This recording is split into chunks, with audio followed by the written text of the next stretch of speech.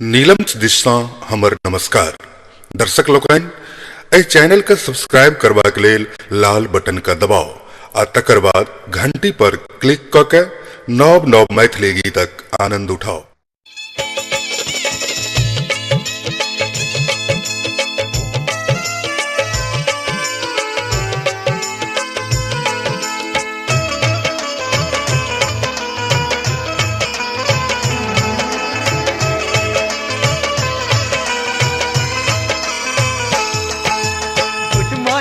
Good evening हेते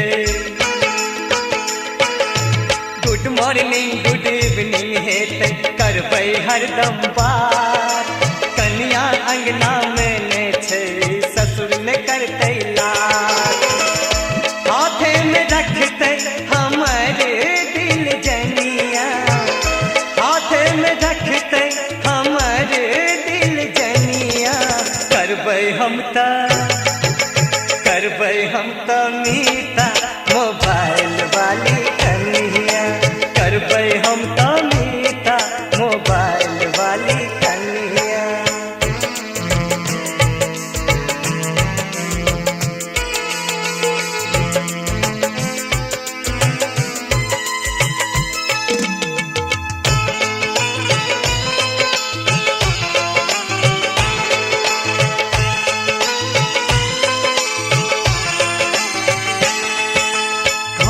phone में बहुत प्रॉब्लम हो जाए उल्टे बात कहबै हम जे हेलो डार्लिंग फोन उठे में साथ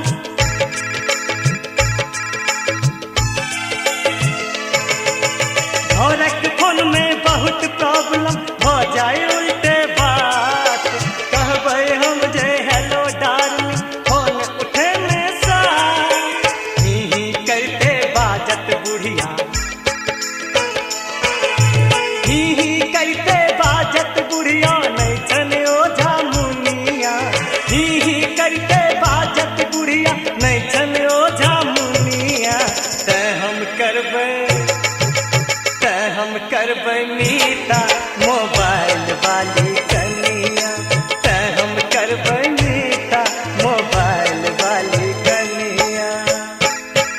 हेलो हेलो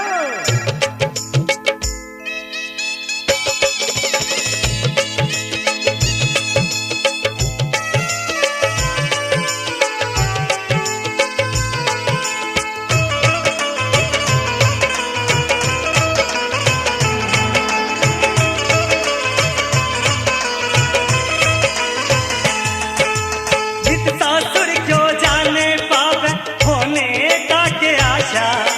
खन कॉलेज खन घूमे गेल सुन का है निराशा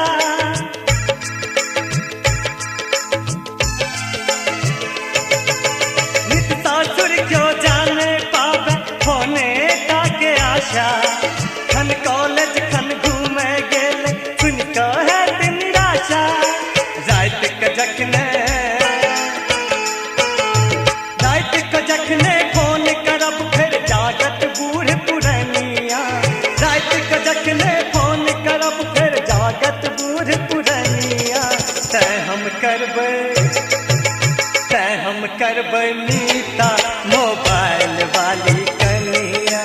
ते हम करबै मीता मोबाइल वाली कन्या।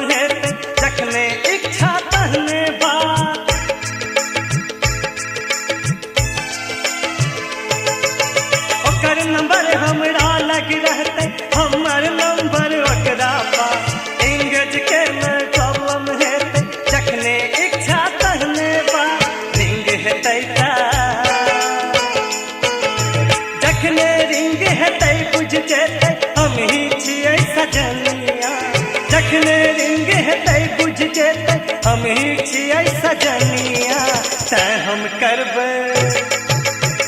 हम करबै मीता मोबाइल वाली कनिया हम करबै मीता मोबाइल वाली कनिया।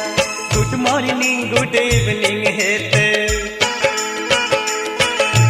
गुड मॉर्निंग गुड इवनिंग हेते करबै हरदम बात। कनिया अंगना में ने छै ससुर ने करतै लाज। हाथे में रखतै हमर